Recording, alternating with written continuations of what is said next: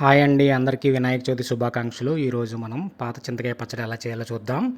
ముందు బాండి పెట్టుకొని 10 నుంచి 12 పచ్చిమిరపకాయలు ఇరుపుకొని 4-5 ఎండి మిరపకాయలు కూడా వేసుకొని ఆయిల్లో గోల్డెన్ బ్రౌన్ వచ్చే వరకు వేపుకోండి. ఒక చిన్న కప్పుడు పల్లీలు కూడా వేసుకోండి. చింతకాయల పులుపు ఉండదు కాబట్టి పల్లీలు వేయడం వల్ల టేస్ట్ బాగుంటుంది. అలాగే ఒక టమాటా, పచ్చి టమాటాలు, పెద్ద టమాటా కోసుకొని వేసుకొని మగ్గిన తర్వాత ఇలాగా మిక్సీ జార్లో తీసుకొని ఒక టేబుల్ స్పూన్ జీలకర్ర, ఒక 10 నుంచి 15 వెల్లుల్లిపాయలు వేసుకోండి. హెల్త్కి చాలా మంచిది. ఇది కాసేపు ఆరబెట్టుకోండి ఫ్యాన్ కింద.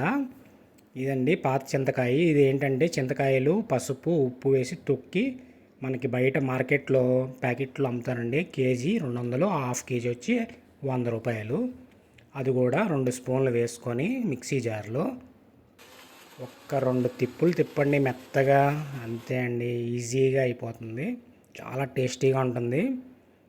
ఇలా రుబ్బుకుంటే చాలండి. ఇప్పుడు మనం తాలింపు వేసుకుందాం పచ్చళ్ళలో. ఇందులో సి విటమిన్ ఉంటుందండి చింతకాయలో. బాండి పెట్టుకొని 3 టేబుల్ స్పూన్ ఆయిల్ వేసుకొని తాలింపు దినుసులు ఆవాలు, పచ్చెనపప్పు, మినపప్పు, జీలకర్ర, ఎండుమిరపకాయలు, ఇంగు కూడా వేసుకోండి.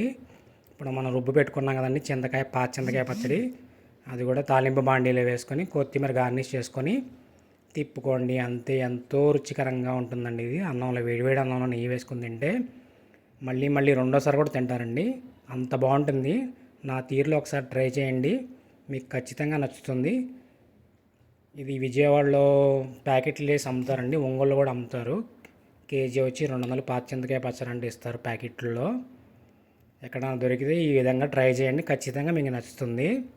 నా ఛానల్ నచ్చితే సబ్స్క్రైబ్.